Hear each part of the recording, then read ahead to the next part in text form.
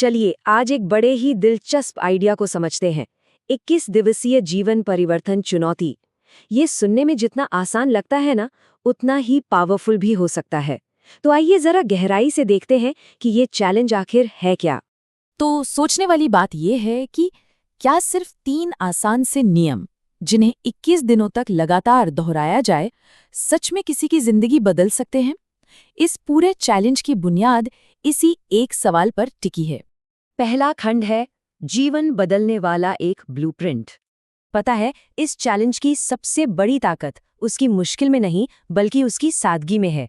यहाँ हर दिन के लिए जो निर्देश हैं वो बिल्कुल एक जैसे हैं, बस उन्हें लगातार दोहराते जाना है। अब आते हैं दूसरे खंड पर, वो 3 दैनिक स्तंभ। तो आखिर वो कौन से 3 काम हैं जिन पर ये पूरा का पूरा चैलेंज टिका हुआ है? चलिए एक एक करके इन रोज की जाने वाली कमिटमेंट्स को समझते हैं। सबसे पहला पिलर जुड़ा है मेंटल क्लैरिटी से। इसके लिए हर रोज सिर्फ 10 मिनट का ध्यान लगाना है। सुनने में तो बस 10 मिनट लगते हैं, है ना? पर असली खेल तो इसे हर रोज करने का है। दूसरा पिलर फोकस करता है फिजिकल डिसिप्लिन पर। ये एक डाइट से जुड़ी कमिटमेंट है, मतलब पूरे दिन प्रोसेस्ड चीनी वाली चीज़ों से दूरी बनाकर रखनी है। और इसके लिए जाहिर है ज़बरदस्त सेल्फ कंट्रोल चाहिए होगा। और फिर आता है तीसरा पिलर, एक बोला गया संकल्प, एक डेली एफर्मेशन। मैं अपना सबसे अच्छा मैं बनूंगा। खुद को ये रोज याद दिलाना, ये अपने आप में एक बहुत पावरफुल चीज है। अब बात करते हैं इसके इंजन की। खंड 3, 21 दिन। ये जो 21 दिन का नंबर है ना, ये बहुत खास है। अक्सर सुना होगा कि किसी भी नई आदत को बनाने में या किसी पुरानी आदत को तोड़ने में करीब करीब इतना ही वक्त लगता है। और इसीलिए ये टाइमलाइन इस पूरे चैलेंज के दिल में है।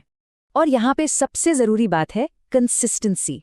मतलब जो काम पहले दिन करने हैं वही 7वें दिन और वही 21वें दिन भी।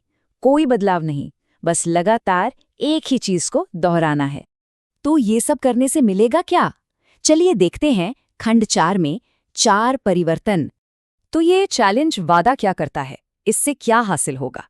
देखिए, 4 मेन चीजें हैं। मोटिवेशन बढ़ेगा, डिसिप्लिन मजबूत होगा, स्पिरिचुअल ग्रोथ होगी और हाँ, नो शुगर चैलेंज तो पूरा हो ही जाएगा। यहाँ हम साफ साफ देख सकते हैं कि कैसे हर छोटा सा एक्शन एक बड़े रिजल्ट से जुड़ा हुआ है। जैसे चीनी छोड़ने से डिसिप्लिन आता है, 10 मिनट का मेडिटेशन स्पिरिचुअल ग्रोथ में मदद करता है, और वो जो रोज का संकल्प है वो मोटिवेशन को जगाता है।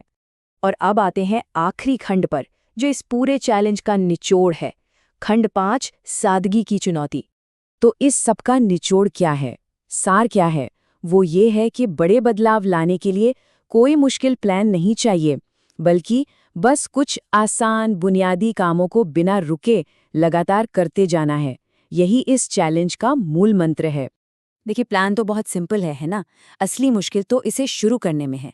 तो फिर सवाल ये उठता है कि पहला दिन कैसा होगा? और यही सवाल इस पूरी चुनौती का असली मतलब समझाता है।